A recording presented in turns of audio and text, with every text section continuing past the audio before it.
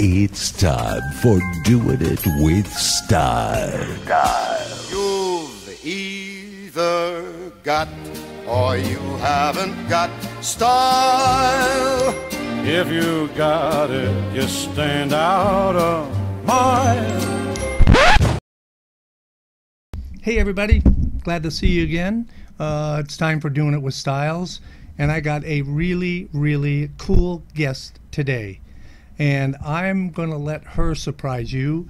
Hello there, mystery guest. What is your name? My name is Jenny Stiles. Jenny Stiles? Yes. Wow, where did you get a name like Jenny Stiles? From my dad. Wow. It's an awesome last name, isn't it? Yes, it is. It works for a lot of things. Yes, it does. And that's why we're going to do it with Stiles today.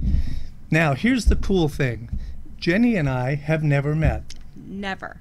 As far as we know, we are not related. Supposedly. We'll see. We'll have to do some investigations later. But Jenny, why don't you tell us a little bit about yourself and why you're here today? Okay. I'm nearly 30 years old. I'll be turning 30 on July 7th.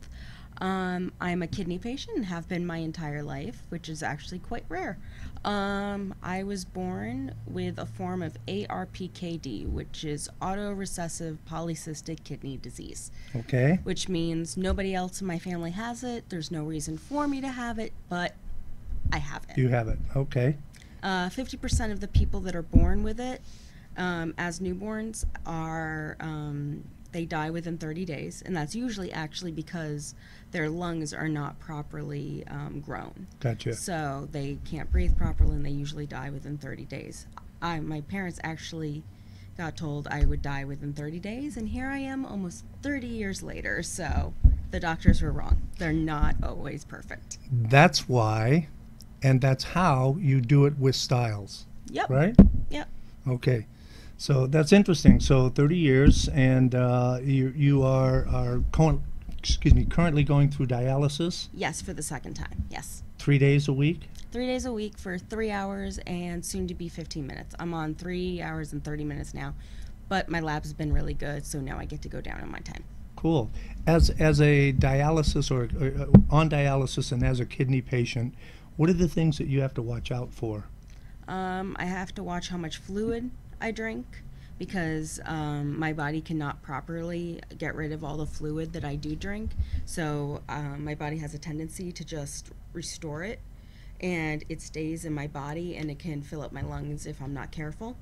I have to watch my potassium level because if I have too much potassium in my blood, then my heart can stop just randomly. So bananas are kind of a no-no or I haven't a had rarity? banana in 4 years. It's really sad. And that's got to be tough with living here in the desert and having to limit or restrict your liquid intake. Oh, especially during the summer. Yeah. Not so much during the winter. That's not Right. so hard. How do but you stay hydrated? I drink what I can, but for the most part, it's a lot of fans, lots of air conditioning. I actually have a humidifier that puts out cold air in my room, and that helps. Let's see. I do lots of lotion because it dries out my skin really fast because I don't have enough fluid to like keep my skin moist. So, you know, it's just little tricks here and there. I like hard candies and lollipops to keep my mouth Gotcha. moist. Okay. So, yeah, it's just Good little thinking, tricks right? here and there. So I think you had mentioned just before the show started that you already had one transplant. Yes. Okay. I am waiting. How long ago was that? That was 18 years ago from my mom. Wow. Who was my donor. She took her 6 months to test. I was on dialysis for 6 months while she tested. Right. Got her kidney, worked instantly. It was a textbook transplant, which is the only thing anyone will ever claim is textbook on me. I've had a total of 29 surgeries. Wow. So that was one of them. I am now waiting for a kidney and a pancreas transplant. They'll be doing them separately. That way we avoid complications. Right. So, and yeah, I can understand that. So, and I've heard the term, well, I'm on the list. Yes. And where are you on the list at? I mean, I know there are a number of transplant centers throughout the country, and where are you currently listed? I am listed at Cedars-Sinai. Okay. Because one of the best. Yes, one of the best. They're in love it UCLA. there. I actually had my first transplant at UCLA. Right. In the pediatric Right. transplant center. When I switched from pediatric to adult, I don't feel that they were really equipped for me in the adults transplant center. So we moved to Cedars. Gotcha. And they were the only transplant hospital willing to give me a pancreas. And so we stayed with them, and they're wonderful, and they're very low maintenance hospital. They haven't asked me to go out for tests every year. A lot of hospitals ask you to get tests every year. Yep. As you're on the transplant list. They did not require me to do that. They try and intervene as little as humanly possible, which Gotcha. is wonderful for me. Yeah, because it is a pain. It is, and Yeah. it's a lot of stress, and when you're sick, you want as little stress as possible, because Right. stress just makes you sicker. Yeah. I also understand that there's a program, and I'm not real familiar with it, so I may be misinterpreting this, but if someone wants to become a donor, Yes. what they call a living donor, Yes. and they're not a match for you, they can donate a kidney to someone that they are a match for in your name or on your Yes. behalf, which would free up. Do you know how that works, or can you? It's called a kidney chain. It's the Kidney Exchange Program, and it's a program that has actually helped the list go down by 3,000 people in the last 3 years, which is Wow. amazing. That is Because there's amazing. 97,000 people on the list right now, so there's a real need for organs. But say one of my friends wanted to donate, but they're not a match for me. Right. UNOS will go out, find somebody that they are a match for, but also has somebody that wants to be a living donor for Right. that person, but does not match them, but matches me, and it just kind of interlocks, Right. and we both get kidneys, and that the longest chain I believe has been 27 people. Wow. So it helps a lot of people. Yeah, that's awesome. And how would someone, or where could someone find out about this if they were interested in doing something like that? That would be at your local transplant hospital. Okay. And let's see, that would be UMC here in Las Vegas. Okay. Or in Nevada. It's our only transplant hospital here in Nevada. And not that I want to say anything good or bad about any of the medical facilities here, but I think I know what you're going to say. no, but yes. I just wonder, how is the transplant center here at UMC? Okay, so I'll be honest, they've had their transplant license taken away about 3 times. That's what I had heard. Yes. It's one of the reasons I don't go there, but I have heard there. But that's got to be scary. It is, yeah. I mean, if you don't know that you can go somewhere else, and you're on a list at a place that's lost their license 3 times, I mean, this is life-threatening crap that we're dealing with here. Exactly, and the thing is, it's very serious to get your license taken away. UNOS doesn't take a transplant license away willy-nilly, especially Right. from a state that doesn't have any other resource. Yeah, and because that's they're the only ones in the state, are they not? Yes, and that's the reason they got their license. They got their license back because they are the only resource here in Nevada. But here's the thing. They only do kidneys. So anyone else who needs any kind of transplant in the state of Nevada, Has to they go somewhere have to else. go somewhere else. So they are a resource, but they're not that strong of a resource, really. Gotcha. And they do have a new program there. They flushed out the entire transplant hospital there, and they brought in new people who I've heard are really good, but they're trying to get a really good rating. Right. And unfortunately, how you get a good rating in the transplant world is if you get a lot of successful transplants. A successful transplant is a transplant that is successful and lasts for at least 1 year. It does not base it on the complexity of the transplant or the complexity of the match or anything like that. So right now, UMC would never look at me. I actually met through what I do one of the doctors there, and they're like, "Oh, are you listed at UMC?" I'm like, "No, I've had 29 surgeries. I need a pancreas, and I have all that's these like, problems." yeah. Exactly. They're Yeah. like, "You're not going to get us that rating." Yeah. They're not going to give anyone has a complex medical history or problem a transplant there, because they don't want that to possibly ruin a rating that they need. They are rated very well because of that reason, and you can get a kidney there quite quickly within a few months, but you have to wonder how well that transplant's going to go. Yeah. And Yeah, if 'cause they can, it's got a 1-year guarantee. That's all they're Yeah, looking for is, hey, exactly. as long as this person can make it a year, that's it. Well, with all of this, that's got to be kind of expensive. yes, it is. It's quite expensive. And how do you deal with that? How are you paying for this? Luckily, I have 3 wonderful insurances. I have Medicare, my mom's insurance, Jazz, which is through the grocery store, and I have Medicaid, which has been very buzzed about lately, I'm sure, as everyone knows. Well, and that's one of the reasons I asked, is because with all of the talk about the, replacing Obamacare and all of that, I know people that have benefited from the American or the Health Care Act, and also people that have, my premiums are going up. Yeah. But that's because of the insurance companies. Yeah. Now, if Congress has their way and the Senate does pass this health care bill, what's that going to do to you? It's going to put my life in danger, I'm not going to lie. I will only have Medicare until I get a transplant and 3 years after that transplant. Right. After that goes away, I will not be able to pay for my medications. My mom's insurance does not pay for my medications.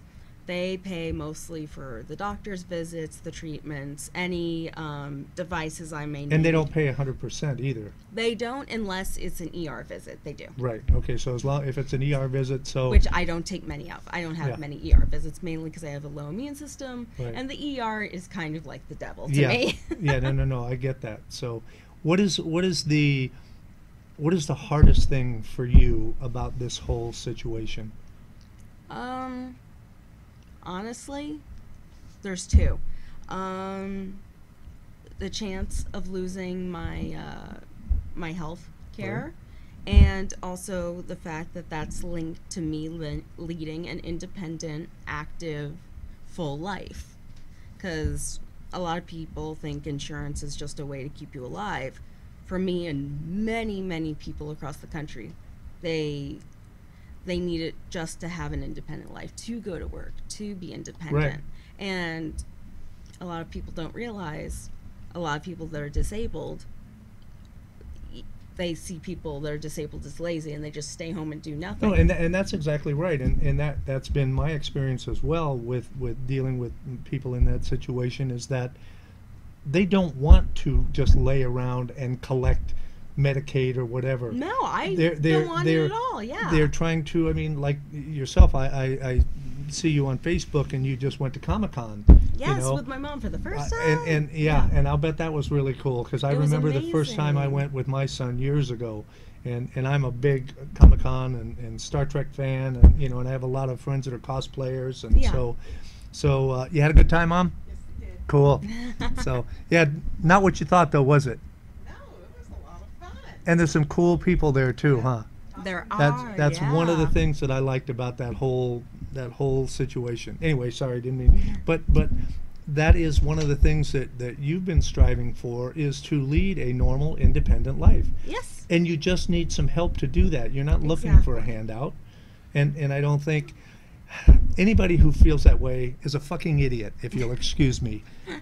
I completely agree. But it's and I get so frustrated because they think that I mean, they don't understand the whole concept of insurance. I mean, we have automobile insurance, Yeah. and yeah, we're all kicking in so much every month so that that person who does have an accident, that doesn't have the money to pay for everything, that there's a pool of money there. That's what Yeah. insurance is. Exactly. And- That's and why that's it's what called it's for. insurance. That's right.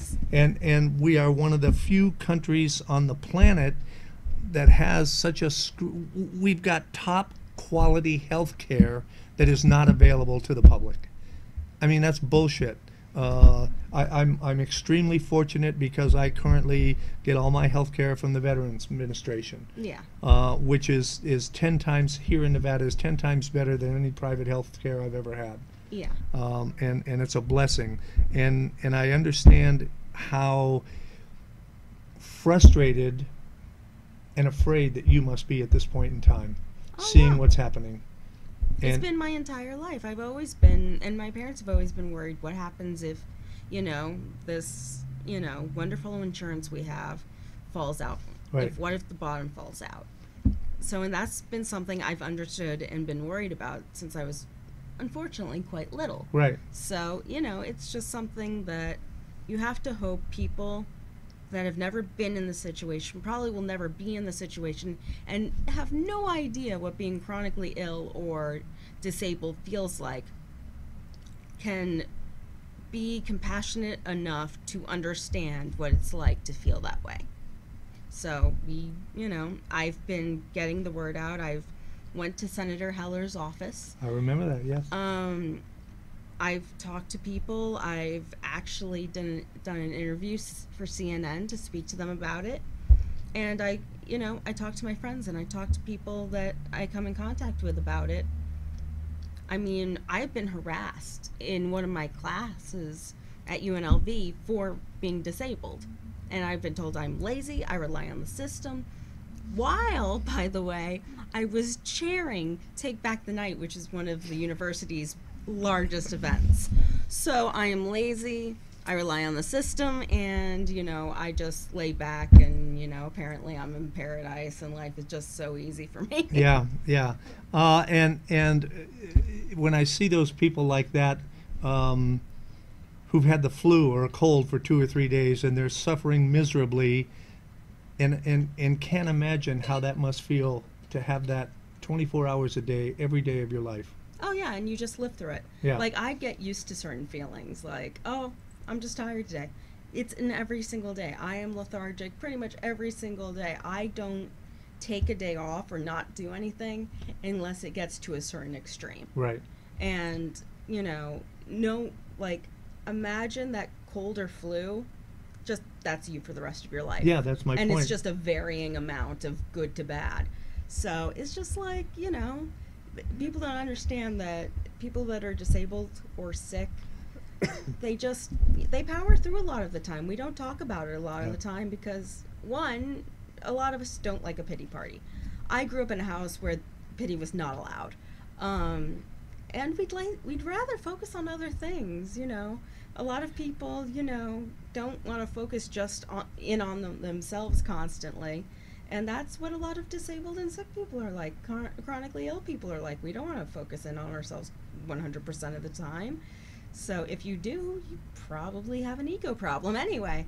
But, we want to power through, and we want to, have a life and, have successes just like everyone else. We just need a little bit.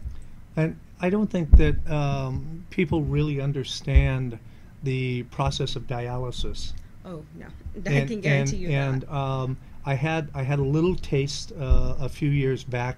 I've been a regular blood donor for as long as I can remember, and a couple of years ago they said, hey, how about, would you be willing to donate platelets?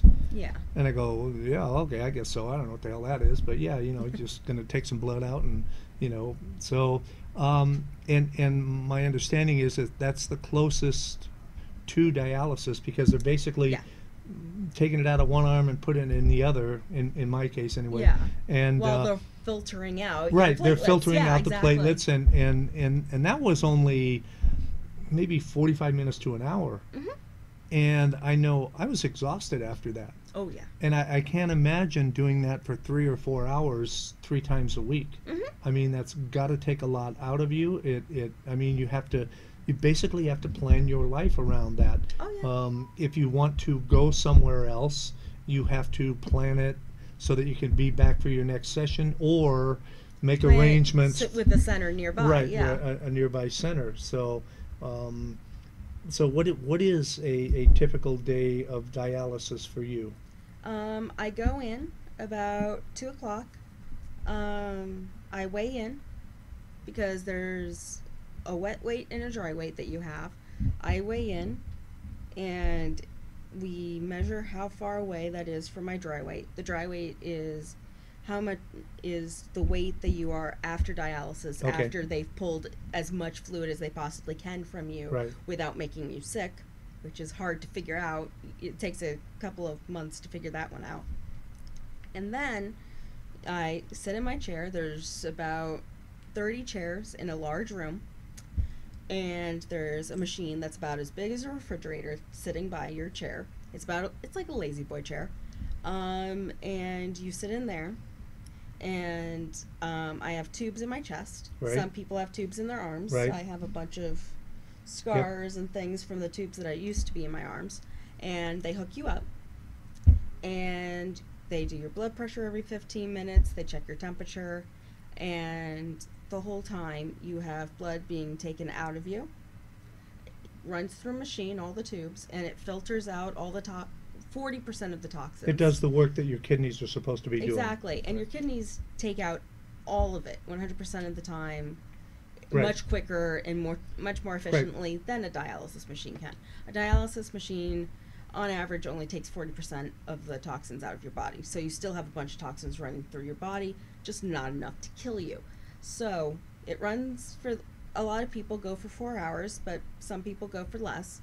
I am lucky enough that I can run for 3 hours and 15 minutes. And you just sit there the entire time. It's draining. A lot of times I take a 2-hour nap. That's my average. I usually take a 2-hour nap in the beginning, and then I'm awake for the next hour and 15 minutes. I chat with my techs. It depends how friendly the staff is there. Right. Sometimes you chat with other dialysis patients. A lot of them don't want to talk, which is understandable. And you just wait. You just wait to be done. Sometimes I go on my computer and I talk to my boyfriend on Skype. Sometimes I read a book. That's the one good thing I found about dialysis. Is I have more time to read. You can, yeah, that's a. Because I went from being a. But that's a hell of a sacrifice to have to make just to get to read a book, right? I mean, don't get me wrong. I was almost a full-time student, but when I got put on dialysis and I had to stop going to school, and during that time when I was in school, you know, I was unable to really read for pleasure because I was reading all these textbooks. Yeah. And then I'm like, oh, I guess I get to read for pleasure now. I would much rather be reading textbooks than doing this. Heck yeah. But, you know, you have to find, you know, the little pros here and there. You know, there has to be some, you know, little shining lights here and there. So, read, or I sleep, or I talk to my boyfriend, or things like that. And I understand that you are going to be getting married. Yes, I'm engaged. Yes. And where is he from? He's from England. Really? Where at? Northampton. Wow. Because I have a niece and a nephew that live in Northampton. So Yes. In Kettering. Yes. Yeah. So that was another weird coincidence. I know, right? Yeah. Who'd have thought? So his name's not Taylor, is it? No. Oh, okay, good. But, yeah, so, and then I get taken off. They weigh me again to see how much fluid they actually took off. And then I just go about my day, and quite frankly, afterwards I'm tired. Sometimes I take another nap.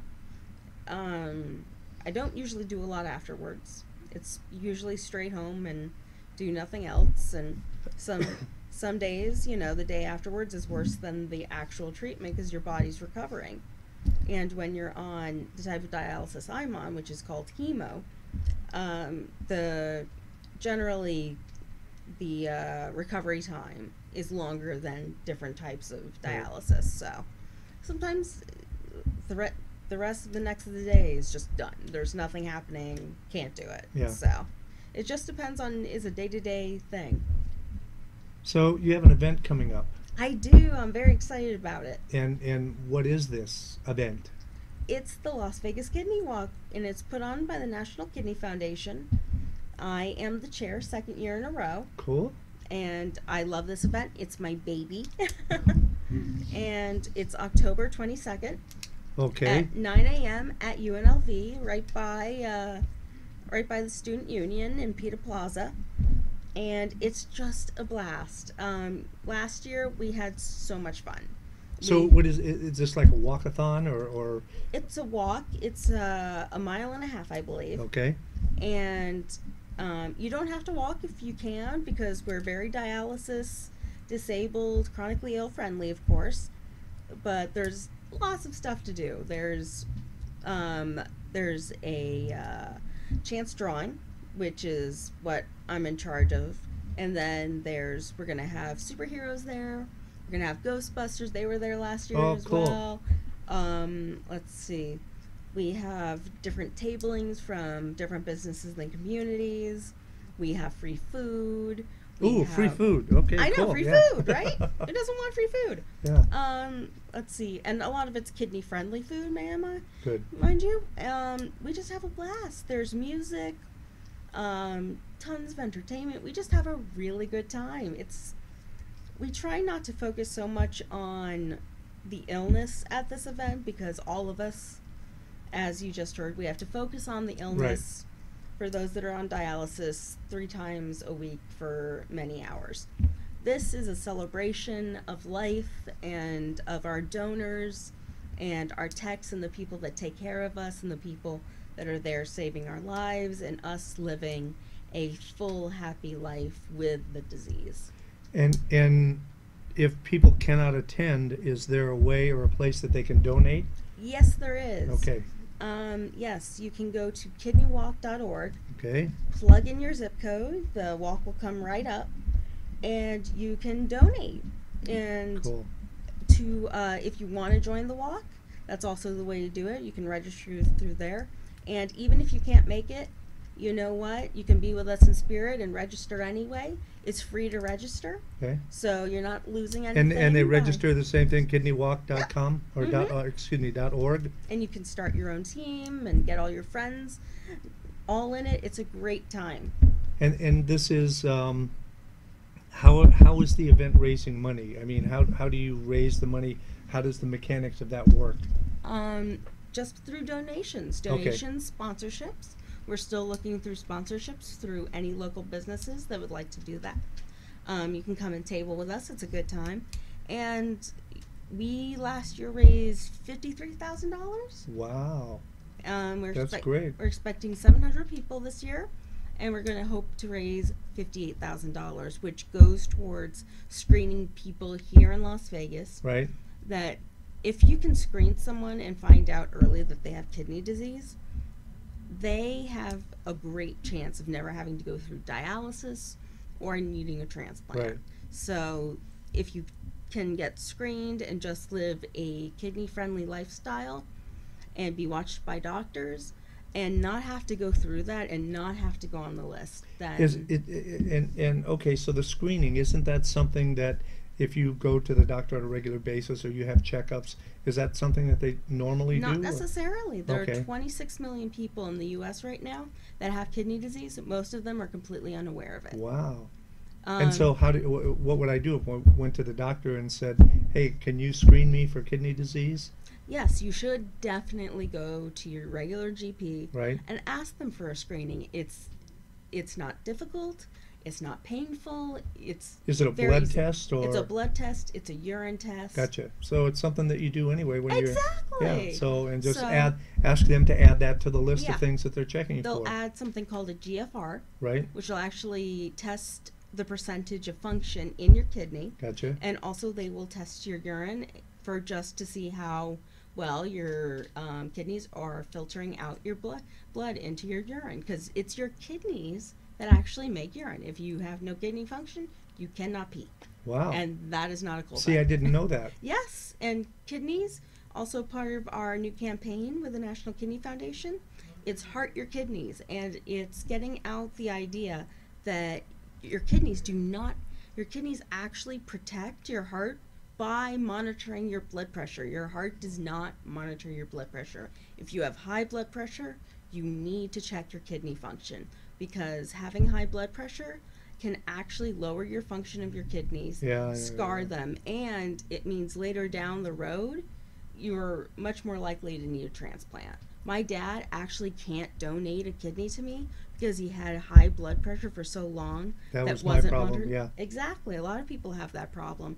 And his arteries are too small right now to donate. Right. So if you have high blood pressure, all I can say is definitely ask your doctor to do a GFR. It's one small test. It doesn't take a lot of blood, but it could potentially save your life. It could potentially, not even just save your life, it could keep you to the quality of life that you're used to right now as Right. a supposedly healthy person. Staying alive isn't that great if you don't have A quality of life. Yeah, exactly. exactly. And I mean, that's what- it's I know a lot of people that live to a ripe old age, but for the last couple of years, they couldn't do anything, and I'm Exactly. not sure that's how I'd want to exist. So Exactly. Yeah. Kidney function is actually a very important part for quality of life. That's why we have transplants.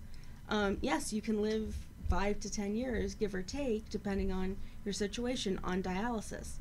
No one wants to spend their last few years on dialysis. hell no. A transplant, A person who has a normal, healthy transplant has a normal lifespan, but they also have a normal quality of life. Right. For the 14 years that I had my mom's kidney, I was doing 6 hours of schooling at high school, and then I'd do 5 hours of rehearsal for musical theater afterwards, and that was dancing too. I had so much energy. I did whatever I wanted. I went to college. I took leadership positions. I did a leadership conference. It just gave me such a quality of life, and that's why transplantation and donors are so important. So your mom actually gave you life twice. She did. She's awesome that way. Pretty cool, Mom. Yep. We caught her sleeping in the back there. A little bit, yeah. Taking a little nap. But yeah, so yeah, she saved my life twice. Cool. In, the transplant lasted 14 years. So I'm... Is that typical, or is that unusual, or is that's pretty typical of a living transplant, typical. or even longer. So the younger you are, the chances of you needing a second or third transplant Is higher, yes. is higher. So Because no transplant lasts forever. yeah, And that's something that I knew going in, and I was completely fine with. sure, But, just means I need another transplant. right, Will that one last? We actually think that this one will last longer because I'll be getting a pancreas transplant as well. right. Because part of the reason I need a new transplant now is because my pancreas became diseased. What the hell does a pancreas do? A pancreas is what controls your blood sugar Okay, and your digestion. so It's kind of important. yeah, no kidding. Okay, so that would be related to diabetes in Yes. some respect. I actually have type 1 diabetes due to partial pancreatectomy. That's Gotcha, the full okay. diagnosis. All right. And I got that because the medication I took to keep my transplant, it's called anti-rejection. It Yeah. lowers your immune system. So my immune system got lowered within the first year of my transplant, and I got an infection Yeah. that snuck in, covered my pancreas, my spleen, and my aorta, which Wow. was fun. And I had to have a major surgery at 2 a.m. My surgeon was so kind to helicopter himself in from Mesquite in the middle of vacation, and he had to remove 2/3 of my pancreas and my entire spleen, which actually lowered my immune system even more. Yeah. And I took my first insulin shot on my 13th birthday, like an hour before my party. Wow. So, and I have an insulin pump now, which is very handy dandy. And Now explain that. That is basically a pump that is implanted. Yeah. Okay. I'm reaching for the pump. Yeah. Yes, this is my pancreas basically. Okay. It gives me. It looks like a little tiny Game Boy. Doesn't it? So cute. Sorry. And it beeps and everything. And it monitors my blood sugar because I have a sensor. Right. And it gives me insulin 24/7. And as I eat, when I eat, I just tell it how many carbs I ate. Right. It calculates it itself, and it gives me that insulin, and it keeps my diabetes very under control. That's So great. It's like a little mini faux pancreas. Cool. So yeah. So It's you're just wonderful. kind of like the next Comic-Con that you have to go to. You need to go as the Bionic Woman. Right? That's what I tell people. Yeah, I'm the bionic That would be woman. cool. Yeah. So no, but I'll be getting a pancreas. Hopefully, that will be my transplant after my kidney, my third transplant, and that'll actually do away with my need for my pump, and it will allow me to live a very normal life. So how much notice do you usually get? I mean, you have to have a bag packed all the time and ready to go, and Yep. you have to be there within 24 hours, or Oh, way within Yeah. within a couple of hours. Luckily, it's Cedars, yeah. which is in LA, which isn't that far So away. you got 4 hours, 5 hours, Yeah. tops. So But yeah, they'll call me when they think they have a viable donor. right. They'll tell me to they usually give you a couple of hours, and then they tell you when to go. Yeah, because you don't want to get the call on a Monday morning or Sunday night when it's 8-hour traffic between here and LA. Exactly. So They'll call you, and they'll say, okay, we have a viable donor. Stay by the phone. We'll let you know when you need to fly over. gotcha. They'll So get- you would fly. Yes. Okay, so they you require you to fly if you're from a different drive, state. gotcha. Yeah. So do you have any kind of does the airline have? Do you have any kind of an agreement or anything with an airline? No, but they will call me when it's time to go to the airport, Right. and they'll actually have tickets waiting for me. Okay, but there so and there. they've taken care of the flight and everything for you. Yep. Oh, well, that's pretty cool. That's Right. That's yeah, awesome. helpful. And we just go there, and we will sit probably in a waiting room for a couple more hours, and then when they, my transplant nurse will actually go get Right. the kidney for me, Right. come back, and when they're ready, they'll wheel me back, and a miracle happens. Do you have someone there that is like a contact person or coordinator or somebody that you Yes. deal with? I have my transplant coordinator. Yes. Transplant coordinator. Thank you. That's the word I was trying to look. So you have a transplant coordinator that touches bases with you occasionally and just, hey, how's it going, Jenny? Doing okay? And everything's And cool? also, or- I'm supposed to, and I mostly contact them. Gotcha. If I get sick, if there's a change in my health, if there's a change just in life, Right. I call and let them know so they can just, so they can inform UNOs too, because certain life changes, any kind of medical changes, if I have a really bad flu, or if I have an infection of some sort or something like that, certain things, they have to actually kind of pause me on the UNOs list. Right. I'm still on it, but I'm incapable of getting a transplant Right. while I'm sick. And you can't really have any kind of surgery while you're sick. You're not allowed to. Right. No, because So- the chances of you dying then is and the other thing is too, I don't think people understand that if you need to go to the dentist, Oh, yeah, there's a whole thing that you have to go through and Yeah, get that's a checked whole out, and you have to circus. have yeah. Yes. Luckily, I finally found. It was actually hard to find a dentist that was willing to go through that too. Yes. But yes, I need to pre-medicate with some antibiotics. Right. The entire room has to be sterilized that I'm in. They wrap most of it in plastic. Right. And usually I'm the first one in that room that Right. day. And the nurse and the doctor, every time they touch something that isn't me, they have to change their gloves. Wow. They have to change their gloves. Do you want to tell us who that dentist is? Dr. Fan. Dr. Fan? Okay. He's fabulous. He's So great. it seems to me that that's kind of a real pain in the butt for them to have to go through But they that. don't care. They are really kind about it. That's they great. they understand that I can't really help my health problems, which is a hard concept to get through to some people. And I actually did not make myself sick for fun. You hear that? You guys hear that in Congress? Yeah. Yeah. I didn't do this because I wanted to have fun Yeah. being the sick person. But yeah, no, they're very, and he even calls me the next day to make sure I'm fine. Cool. So he's a wonderful dentist, and he's very good with my mom because my mom's a chicken at the dentist. Yeah, me too. I'm there. Yeah. I've never had a cavity, so I have had a pretty easy Really? dentist. Yeah, I know. With everything I've had, like, I've never had a dental problem. That's awesome. I had my wisdom teeth taken out. Well, yeah, but that's kind of a rite pretty of passage. normal, Yeah.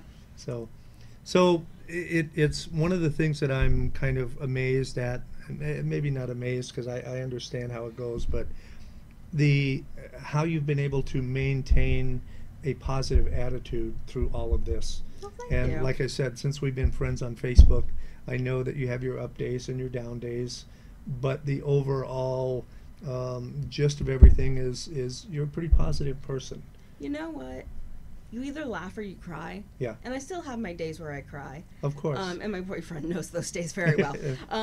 But usually it's kind of a rule of you get one day to be really down, be sad, get it all out, get one day, and then the next day you wake up, you move on. Do you think that's good for you? I mean, do you think it's kind of a catharsis to be able to just say, screw it, man, today I just give up, you know? Yeah, just, I think it's completely, and I think it's I can't completely deal with it, honest, you know, too. don't want to handle it, so. Yeah, to be completely honest with yourself and just go, yeah, no, this sucks. This Yeah. is really bad. Today I'm not going to be the positive person that I usually am. And positive is my normal, that's kind of just my normal personality. Yeah. I've always been a positive up person. But every once in a while when there's been too many sticks, when a nurse, didn't know what she was doing, or, Doesn't that scare the hell out of you? It does. It's honestly the worst part of Be- everything. because you know that they're doing the wrong thing. Mm-hmm. And I know my son used to come home once in a while, or he would call and you know, say, this person's going to kill me. This person's going to kill me. Yeah. You know, and they, whether it's negligence or stupidity or they just don't know. Yeah. You know, so, and you can't slap them, huh? Right. Because they'll get even with you next time. Right. But Yeah. no, I mean, my mom is with me constantly. She's my caretaker, and she stays with me in dialysis because I am not the average patient. I am definitely, as I recently found out the terminology, a zebra.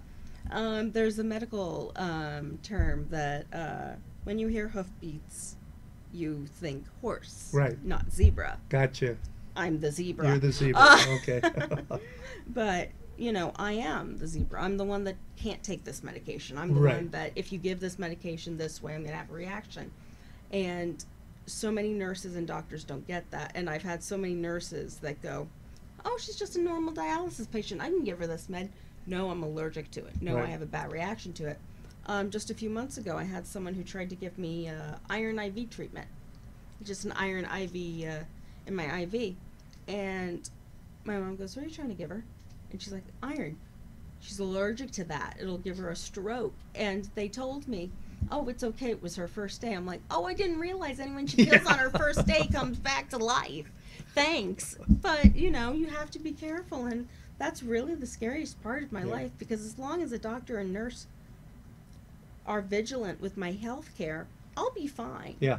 I take care of myself very well. If you take care of me too, Well, I'll and, be and, okay. and that's the other thing, that so much of what's going on with your health care is out of your hands. Exactly. And the fact that somebody could sit in Washington and say, you know what, we don't want to do that anymore, affects you, and not only just you, but hundreds of thousands, if not millions of people that are affected by this. I have a cousin right now who recently found out that he has a defect with his skeletal system in his chest, and he's going to have a surgery that's going to be really rough on him, and it's really expensive. My uncle doesn't have the money for it. Most people wouldn't have the money for it. Of course not. And you know what? I'm fighting for him too with this Medicaid bill, because he's going to need it for this surgery. And you know what? He's a single dad, and he's working really hard. And my cousin is just an awesome kid. How old is he? He's going to be, what, 17? 17 years old. And he's amazing. And he goes to all these, like, Leaders of America meetings and the Business of America meetings. And I'm like, this is a kid that really wants to strive for something in life.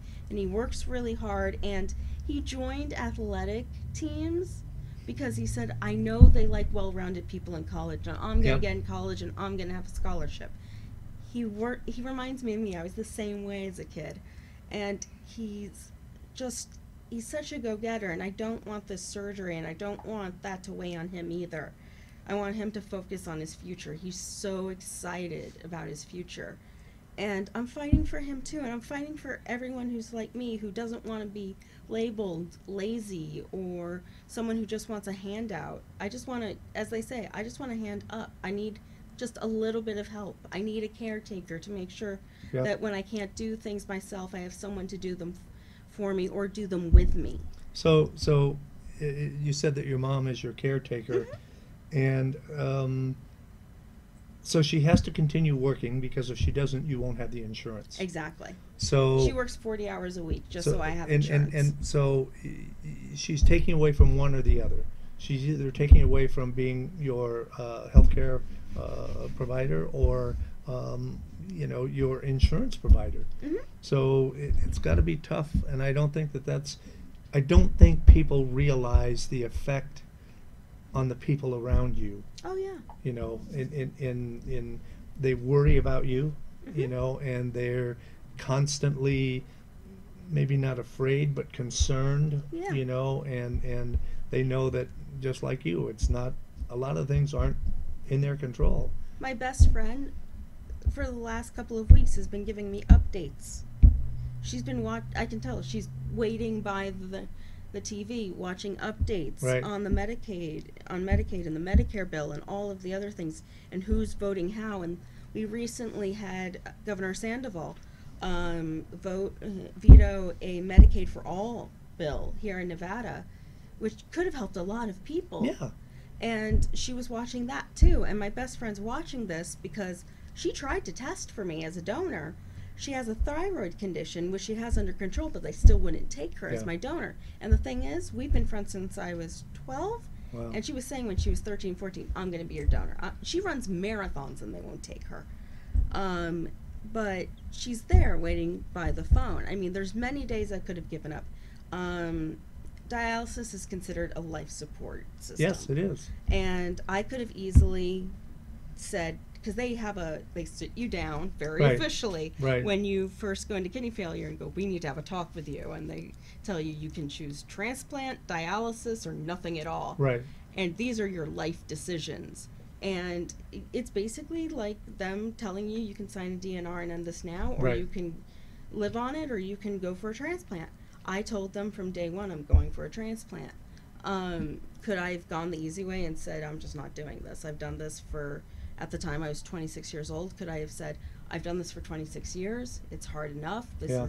I don't just have kidney disease. I have all these other things I have to watch too. I think this is it. I think we've kind of driven this as far as we can. I could have very easily. It was definitely a thought in the back of my head, but I have other people that depend on me. I have Sure. other people that I know wouldn't be okay if I wasn't here. And you know what? I'm doing that for them too. You know what? We all have people that we do things for. Sure. And that's the other part If of we're Medicaid. smart. Exactly, if we're smart. And the thing is, that's the other part of Medicaid. It's not just for the sick person. There are people that are disabled that have children. There are people that, have friends and family that depend on them, whether it's that person they go to when they're having a bad day or not. We matter too to the world. We add to the world too, Right. and that's what Medicaid is for. And that's what people Look need at to Stephen realize. Hawking's. Exactly. Look Me at and my what- mom were talking about him Look the at other what day. that guy has been through. He's not lazy. and the contributions that he's made to the world. Uh-huh. And if he had just said, screw it, I give up, Yeah. or he hadn't had the medical care that he had, who knows? He has And- a whole and- family that has helped to keep him alive Yeah. too. Even his ex-wife Yep. is very much an advocate for him, Yes. still to this day. So when you cut Medicaid, you're not just cutting the people on Medicaid. You're cutting the communities, the families, the friends that rely on these people. I'm a part of my community. Yes, you are. I have chaired the Kidney Walk, and I have helped them make the money. The Kidney Walk has only been here for 3 years. I was part of the group that brought it here in Vegas because we need it so badly here, and I recognize that. And a lot of people recognize that. Yep. Ask any nephrologist in Las Vegas, they'll say something like that is needed here. They don't have an office in Las Vegas. I'm fighting for us to get an office here in Las Vegas. People like me are all over the United States. We're not lazy. We're not just sitting in our homes doing nothing. We're adding to our community, and that's the importance of Medicaid. Well, that's the whole point of living in a community, is being part of it and do what you can do. Exactly. And that's where I think our elected officials miss the boat. Yeah, They are not part of our community. exactly. They are part of their own community. Mm-hmm. If you say. So we're getting a little short on time here. I want you to look into the camera, and I want you to tell people about the event and where they can find out more about it. Give us your contact information, if you would, please. Oh, yes. Hi, Miss Stiles. Yes, Mr. Stiles. Hi, I'm Jenny Stiles. I'm the chair of the Las Vegas Kidney Walk. Please come join us on October 22nd. It will be a blast over at UNLV at 9 a.m. You can go over to thekidneywalk.org, plug in your zip code, and sign up with us. My walk team is Mr. Kidney's Army, because yes, I named my kidney. Mr. Kidney's Army. Yeah, Mr. Kidney's Army, because I named my kidney when I got a transplant. So yes, Mr. Kidney's Army, that's my team. My name is Jenny Stiles, Stiles. So just look me up on there if you want to join my team. You're welcome to. We have a Or you blast can as well. contact the station, and I'll make sure that you get all the information. Yep. If you want to contact me, please do, and If you want to join the committee, we definitely need help there, or volunteers, always helpful. Yeah, give me an email at stylesj3@unlv.nevada.edu. Cool. And as I told you before, I don't have much that I can give, but you're welcome to come here anytime, help promote whatever you need to promote. And we will also be donating some studio time. One of the ideas that I had is come and be a DJ for a day. We'll give you an hour in the studio. You can bring your music. We'll videotape everything, and you can pretend you're a DJ for a day, or whatever it is that you want to spend an hour talking about, or anything that we can help. So sounds great. Thank you so much. Thank you so much for coming out and sharing this with us. And please don't give up. Call your representatives. Call your senators. Keep at them. Do not think that this is a done deal. Don't think that they're going to give up. You have to keep doing it. And as long as you keep doing it, you're going to help people like Jenny. Yes. So I want to both say, by the way, for those of you who don't forget, this Saturday I'll be over doing the book signing at Borders again. And come on over, and if you buy a book, any book in the store, stop by the table and I'll sign it for you. Sounds great. That's just a little joke. So I was like, Borders. So just remember, like I always say, if you're going to do it with Stiles. Thanks, everybody. Thanks.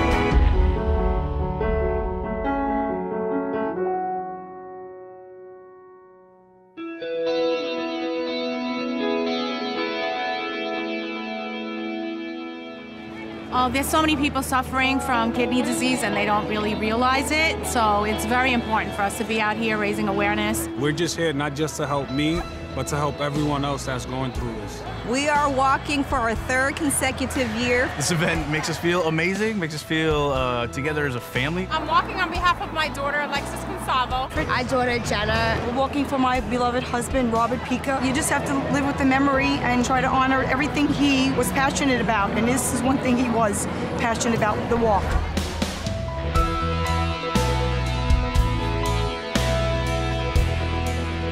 I think it's almost a little bit of a healing to be able to be here and to be able to talk to other people, listen to other people's stories, realize you're not the only person that's been through this. It's just an inspirational walk for our family. It gives us hope, motivation, encouragement. For me, the support, very overwhelming. Yeah. My sister was one of my closest friends, and just everybody being here together, it's just an overwhelming feeling for all of us, I can say. I really believe in the work that NKF does. When I was on dialysis, when I was waiting for a transplant the first time, I wouldn't let go of hope. I held on to hope, and that's what brought me through strong and brought me through to today. I'm honored to stand here today in front of you all, with you all, as I wait right along with so many of you. The National Kidney Foundation is really the single most important organization in the United States focusing on the care of patients with chronic kidney disease. This is an incredibly important organization to me. The National Kidney Foundation is very near and dear to my heart from the first day that I became sick. They've been supporting me. It gives you a lot of bridges to meet people, and it brings out more awareness. There are 96,000 people a year that require a kidney, but only 17,000 receive a kidney on a yearly basis. There's millions of people in the United States with chronic kidney disease. I think it's important to increase awareness and raise money.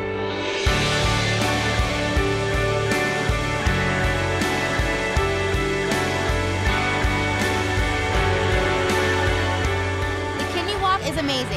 Kidney Walk is courage. The Kidney Walk is life. I am proof. The Kidney Walk is awareness. The Kidney Walk is inspiring. The Kidney Walk is hope.